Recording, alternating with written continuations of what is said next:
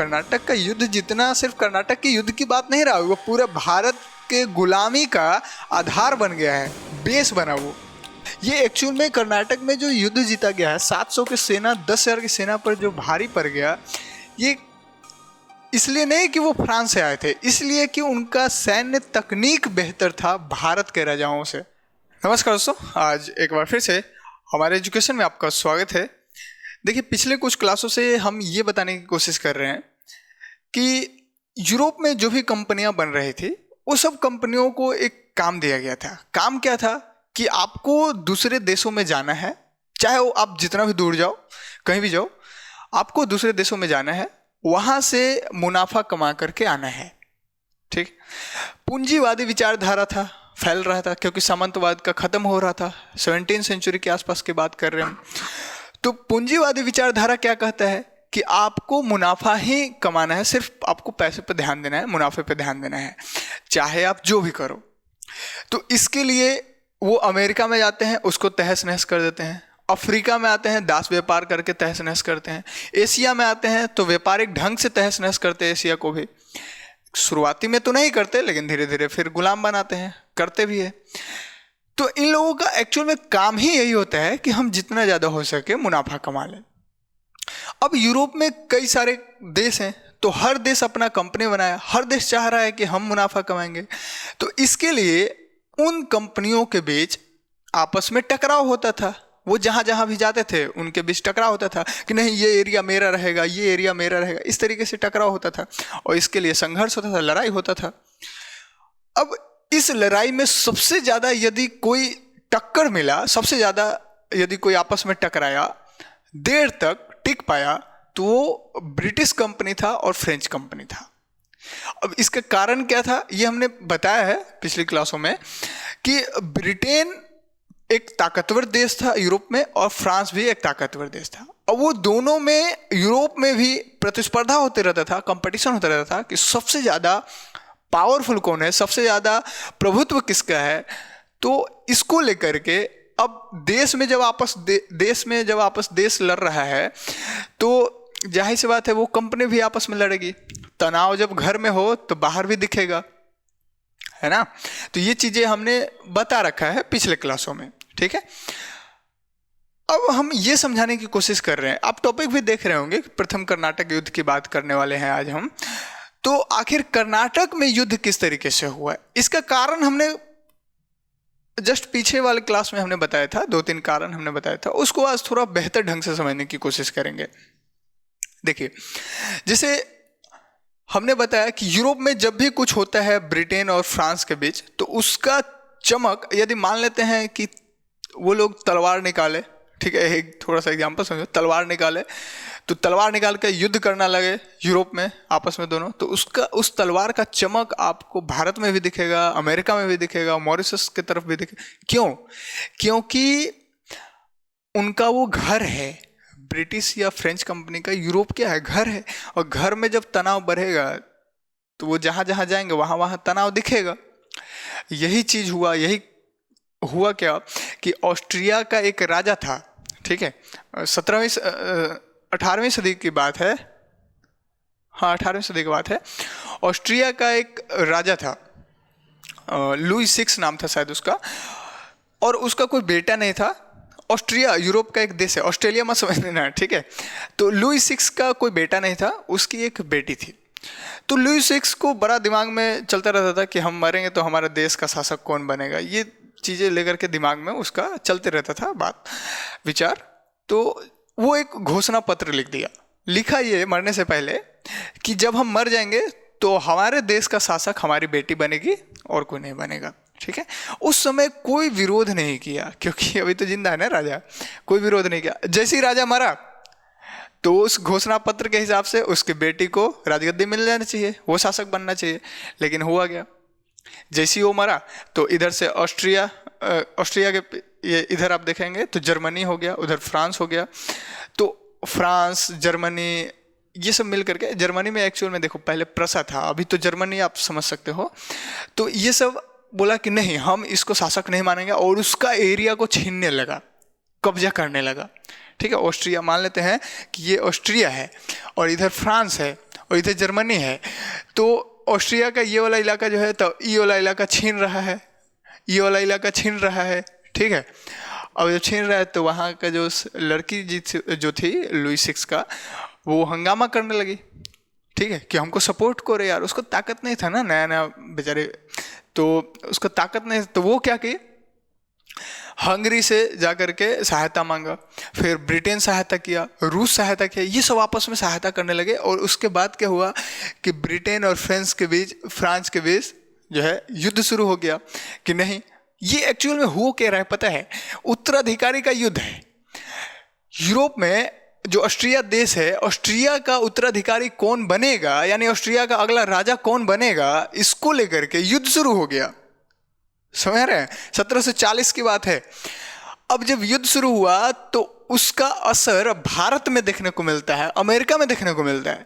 भारत में क्या होता है कि ब्रिटिश कंपनी क्या करता है कि फ्रांसीसी कंपनी का, अब देखो भारत में एक चीज बताते हैं आपको, भारत में पौंडीचेरी फ्रांसीसी कंपनी का मुख्यालय था और मद्रास ब्रिटिश कंपनी का मुख्यालय था, ठीक है। देखो यहां पर सब लिखा हुआ है, ठीक है, ध्यान से देखना। फ्रांसीसी कंपनी का मुख्यालय पौंडीचेरी और ब्रिटिश कंपनी का मुख्यालय मद्रास था, ठीक है। अब ब्रिटिश कंपनी क्या करता है कि ये दक्षिण भारत में है, ठीक है ना, आपको ध्यान में होगा। तो ब्रिटिश कंपनी क्या करता है कि फ्रांसीसी कंपनी के कुछ नाव को, कुछ जहाज को हमला करके जीत लेता है, अपने कब्जे में ले लेता है। तो फ्रांसीसी कंपनी का जो गवर्नर था डुप्ले, वो शांत तो बैठेगा नहीं। वो क्या किया कि मॉरिशस में एक फ्रांसीसी और कंपनी था, फ्रांसीसी कंपनी मॉरिशस में। मॉरिशस कहाँ है? अफ्रीका में। अब देखो ये है भारत, तो अफ्रीका यहाँ पर है, यहाँ पर मॉरिशस, अब मान लो इंडियन ओशियन में ही है लेकिन यहाँ पर मॉरिशस है।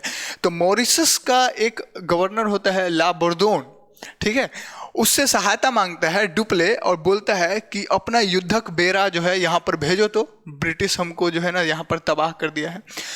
तो मॉरिशस का वो गवर्नर ला बोर्दोन ये क्या किया कि अपना युद्धक बेड़ा जो है भेज दिया पौंडीचेरी के पास, और वहाँ से क्या किया कि डुप्ले जो है मद्रास पर अटैक करके पूरा मद्रास मुख्यालय को ही जीत लेता है।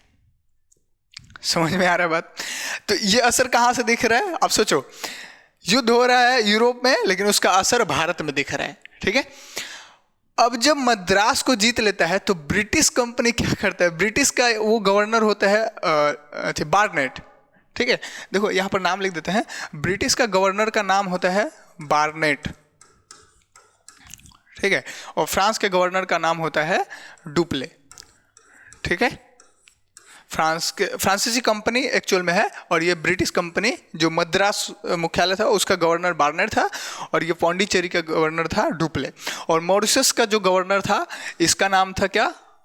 ला बोर्दोन, ठीक है। ला बोर्दोने भी होता है, ला बोर्दोन या ला बोर्दोने, ऐसे अब जो भी है अजीब सा नाम लिखता है सब। तो ये नाम एक्चुअल में बता दिया आपको। अब देखो अब हुआ क्या ये समझो। तो जब ब्रिटिश से मद्रास को छीन लिया, ब्रिटिश कंपनी से, कौन? फ्रांसीसी, तब क्या हुआ पता है? ब्रिटिश कंपनी को है कि अरे यार ऐसे तो हम हार ही गए, तो एक काम करते हैं, ब्रिटिश ने क्या किया कि वहाँ पर क्या बोलते हैं अमेरिकी महाद्वीप में, अब अमेरिकी महाद्वीप कहाँ है? यह है भारत, यह है अफ्रीका, तो यहाँ मान लेते हैं यह है अमेरिका महाद्वीप। तो उत्तर अमेरिका में क्या हुआ कि लुइसबर्ग नाम का एक जगह था, लुइसबर्ग फ्रांसीसियों का था, उससे ब्रिटिश ने छीन लिया अमेरिकी महाद्वीप में। देखो कहाँ कहाँ असर हो रहा है, एशिया में भी दिख रहा है, अमेरिका में भी दिख रहा है ना। अब जैसे उधर घर में लड़ाई चल रहा है यूरोप में, अब यूरोप कहाँ है? तो यूरोप यहाँ, आप समझ लो यह है यूरोप। तो यूरोप में जब लड़ाई चल रहा है तो उसका असर यहाँ यहाँ यहाँ सभी जगह दिखेगा, समझेंगे। अब लुइसबर्ग वहां से छीन लिया, कौन सा जगह? लुइसबर्ग, ठीक है, ये फ्रांसीसियों का था, ब्रिटिश ने छीन लिया। अब पता है क्या हुआ? ब्रिटिश देखा कि मद्रास तो भारत से हम चला गया, तो एक काम करते हैं इसको कैसे लिया जाए, तो लगाते हैं दिमाग। दिमाग क्या लगाया पता है? दिमाग ये लगाया कि मद्रास उस समय कर्नाटक के एरिया में पड़ता था, कर्नाटक के क्षेत्र का हिस्सा था मद्रास, और कर्नाटक का नवाब था उस समय अनवरुद्दीन। कौन था? अनवरुद्दीन। ठीक है,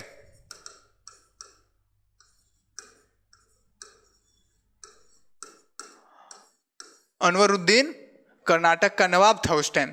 ठीक है, 18वीं सदी में। और ये नवाब एक्चुअल में नवाब भी बना था, शायद 1744 में नवाब बना था। और कर्नाटक को स्वतंत्र राज्य घोषित कौन किया था? सदातुल्ला खान। आपको ध्यान होगा, हमने स्टार्टिंग के क्लास में बताया था, सदातुल्ला खान कर्नाटक को स्वतंत्र राज्य बनाया था। तो अब देखो, तो ये है कर्नाटक का नवाब अनवरुद्दीन। अब ब्रिटिश कंपनी का जो ये गवर्नर था वार्नेट, ये पहुंच गया अनवरुद्दीन के पास और उसको जा करके बोला कि साहब आपके एरिया में घुस करके फ्रांसीसी जो है मेरा कंपनी को हथिया लिया और आप कुछ नहीं कर रहे। ये तो आपकी संप्रभुता का हनन हो रहा है ना, आपसे बिना अनुमति लिए यहाँ अटैक कर रहा है आपके क्षेत्र में आकर के, और आप कुछ नहीं कर रहे हैं। तो आप प्लीज हमें मदद कीजिए, हमें सेना दीजिए, हम उस पर अटैक करके उसको हरा के भगा देंगे। सुनो यार बात। तो अनवरुद्दीन को लगा कि बात तो सही बोल रहा है, मेरा घर है, मेरा क्षेत्र है, और यहां पर ये दोनों लड़ रहा है और मेरे एरिया पर कब्जा कर लिया है बाहर के देश के लोग आकर के, तो ये तो मेरा सॉवरेंटी का हनन हो रहा है ना, संप्रभुता खतरे में जा रहा है ना, फिर हमारा वैल्यू ही क्या रहा। तो अनवरुद्दीन क्या करता है, अपने बेटे को भेजता है कि जाओ, और 10,000 सेना लेकर के चला जाता है। ये घटना 1746 की है, ध्यान देना।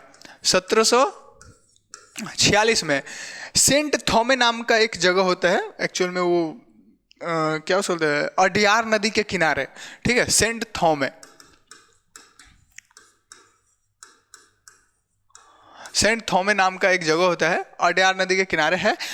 तो 1746 में अपने बेटा को अनवरुद्दीन 10,000 की सेना लेकर के भेज देता है कि जाओ और मद्रास से जो भी फ्रांसीसी वहां पर है उसको खाली करके वहां से भगाओ। एक्चुअल में हुआ क्या, देखो ये सेना लेने से पहले फ्रांसीसियों को पहले वो आगाह किया अनवरुद्दीन। एक्चुअल में ये भी बताते हैं, अनवरुद्दीन पहले लेटर लिखा कि आप मद्रास खाली करके जल्दी भागो यहाँ से, नहीं तो हम आप पे अटैक कर देंगे। ठीक है, फ्रांसीसियों को बोला था, फ्रांसीसी बोला कि हट भाग यहाँ से, तुम्हारा बात नहीं सुनेंगे हम, समझ में आ रहा बात। तो अनवरुद्दीन फिर अपने बेटे को भेजता है कि जाओ सेना लेकर के और उसको भगाओ वहां से। 10,000 का सेना जाता है। अनवरुद्दीन का सेना कितना होता है? 10,000 का सेना जाता है, और इसका जो सेना होता है फ्रांसीसी का, तो 300 लगभग, आप समझ लो कि 300 सेना होता है फ्रांसीसी और 400 भारतीय सैनिक होते हैं। 400 भारतीय सैनिक होते हैं, टोटल 700 का सेना होता है इसका फ्रांसीसी का। और पता है ये 700 का सेना 10,000 की सेना पर भारी पड़ जाता है और उसको हरा देता है और भाग जाता है। मद्रास नहीं जीत पाता अनवरुद्दीन। अब आप समझो ये क्या कहानी है भाई, 10,000 की सेना को 700 सेना हरा दिया, फ्रांसीसी इतने ताकतवर। अब समझ रहे हैं सेंट थॉमे का युद्ध, ये एक्चुअल में कर्नाटक में प्रथम कर्नाटक युद्ध यही है। अब समझो ये 1744 से शुरू हो रहा है, 48 में खत्म होगा। 1746 में तो इसको भगा दिया, 48 में क्या होता है, 1748 में ये समझो आप, 1748 में होता है क्या है कि यूरोप में जो युद्ध चल रहा था उत्तराधिकारी वाला, वो 1748 में खत्म हो जाता है। और वहां पर एक संधि होता है, एक्सला शापेल की संधि। संधि का नाम यहां पर आपको लिख देते हैं, देखो यहीं लिखते हैं, एक्सला शापेल की संधि। ठीक है, 1748 में, कब? 1748 में एक्सला शापेल की संधि होता है, और उस संधि के तहत वहां पर युद्ध खत्म हो जाता है। लेकिन वो जो प्रसा जीता था ना, प्रसा जो है एक्चुअल में जर्मनी जो कब्जा किया था, नहीं लिखे हैं क्या? अच्छा कोई बात नहीं। देखो जर्मनी जो कब्जा कर लिया था ऑस्ट्रिया के कुछ एरिया पर, सिलेसिया नाम का जगह था शायद, नाम पता नहीं, सिलेसिया ही था शायद। तो उस ऑस्ट्रिया के उस एरिया पर कब्जा कर लिया था प्रसा एक्चुअली में अभी जर्मनी आप समझो, तो प्रसा कब्जा कर लिया था। तो ये एक्सला शापेल की संधि में भी वो एरिया उसको वापस नहीं किया था। ठीक है, ऑस्ट्रिया को वापस नहीं कहते। और यही कारण जो है ना बनेगा सप्तवर्षीय युद्ध जो 1756 में और 63 में होता है, 56 से 63 में। यही कारण, वो एरिया नहीं देता है, वो क्षेत्र नहीं देता है प्रसा, इसलिए। और भी कई सारे कारण होते हैं, लेकिन ये भी एक कारण मस्ट होता है कि उसका क्षेत्र को हथिया के रख लेता है प्रसा, जर्मनी। तो ये समझो। अब देखो एक्सला-शापेल की संधि के तहत 1748 में वहाँ पर युद्ध विराम हो जाता है। तो उसका युद्ध में ये जब संधि हुआ तो वहाँ पर ये बोला गया कि जो जिसका एरिया हड़पा है, जो जिसका एरिया पर कब्जा किया है, उसको वापस करेगा। तो मद्रास जो है, जो फ्रांसीसी जो मद्रास को कब्जा किए थे, वो फ्रांसीसियों को लौटाना पड़ा और लौटाए। और वही लुइसबर्ग जो ब्रिटिश कब्जा किया था, फ्रेंच कंपनी का जो एरिया था, तो ब्रिटिश भी लुइसबर्ग को लौटा दिया अमेरिका महाद्वीप में, उत्तर अमेरिका में। समझ यार बात। तो इसीलिए हम ये बोल रहे हैं कि कर्नाटक में जो युद्ध शुरू हुआ था वो इसका असर था। यूरोप में उत्तराधिकारी का युद्ध शुरू हो गया, उसका असर भारत में आपको कर्नाटक युद्ध के रूप में दिखता है।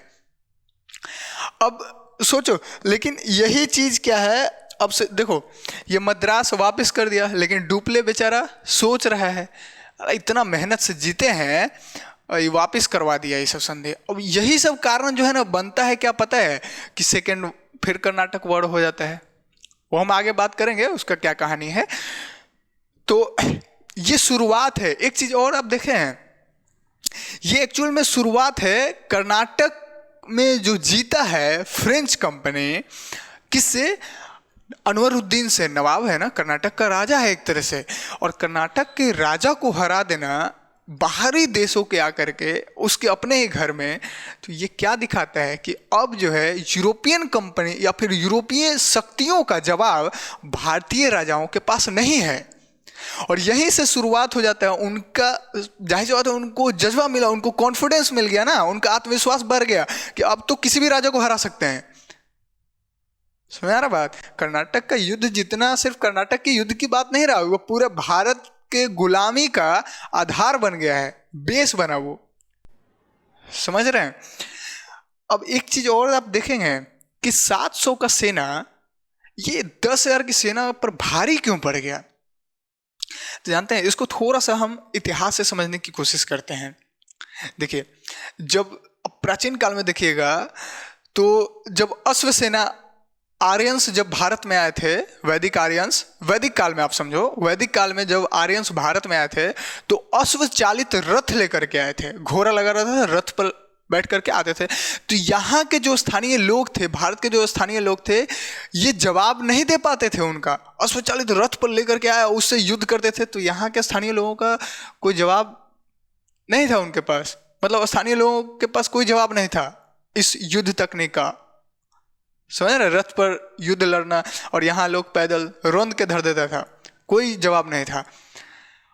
और जब आप मगध साम्राज्य के टाइम को आप देखेंगे, मगध के टाइम में आप जब आइएगा और आगे आते हैं, तब आप देखिएगा कि गज सेना का विकास होता है। यानी हाथी, बड़े बड़े हाथी जो है ना युद्ध लड़ते थे, सेना में जाते थे और युद्ध लड़ते थे। धीमे होते थे, स्पीड नहीं था, लेकिन हाँ जहाँ जाते थे वहाँ साफ कर देते थे पूरे को, कोई डर ठेकता नहीं था हाथी के सामने। तो ये युद्ध तकनीक में परिवर्तन है, सैन्य तकनीक में परिवर्तन है, समय के साथ साथ परिवर्तन हो रहा है। और आगे जब आप आइएगा तो कुषाण के टाइम में जब आप आइएगा तो कुषाण क्या हुआ, घोड़ा लेकर के आए और घोड़े पर बैठ करके लड़ाई करना है। ठीक है, तो घोड़े पर बैठ करके लड़ाई करना है, तो ये एक अलग तकनीक लेकर के आए। लेकिन जैसे ही तुर्क जब आते हैं, तुर्क लोग जब भारत में एंटर करते हैं, तो घोड़े में पहले रकाब या जिन नहीं कसा होता था कि बैलेंस बना सके। रकाब जिस देखिए, अब घोड़ा पर बैठे और पैर लगा दिए, वहाँ जो लोहे का लगाया था रकाब, उसमें पैर लगा दिए ताकि बैलेंस बने। तो और जीन हो जाता था कसना, जिससे बैलेंस, जो जीन होता है ना, क्या उसको बोलते हैं, जिसे घोड़े के ऊपर रखा जाता था, एक्चुअल में सीट एक तरह से, ताकि जो वजन है वो पूरा घोड़े के ऊपर रहे, एक जगह सीमित न रहे। इसलिए घोड़ा स्पीड थोड़ा फुर्तीबाजी हो जाता था। और रकाब जो पैर में लगा कर बैलेंस बनाता था, तो वो पहले नहीं था कुषाण जब आए थे। लेकिन तुर्क जब आए तो घोड़े में रकाब और जिन लगा करके आ गए, जिससे बैलेंस बनता था और लोग घोड़े पर बैठ के तीर चलाते थे, यानी अश्व चालित तीरंदाज समझौते एक तरह से। समझ रहे हैं, ये अलग अलग ही तकनीक लेकर के आगे भारत में। उस समय भारत में इसका जवाब नहीं था। दूर से ही घोड़ा पर आ रहा है, एकदम स्पीड में तीर मारा, इधर मारा उधर मारा, घूम घूम। क्यों? रकाब लगा हुआ है, बैलेंस बना हुआ है घोड़े पर, घोड़ा कितना भी तेज चले गिरेंगे नहीं, पैर फंसा हुआ है उसमें रकाब में।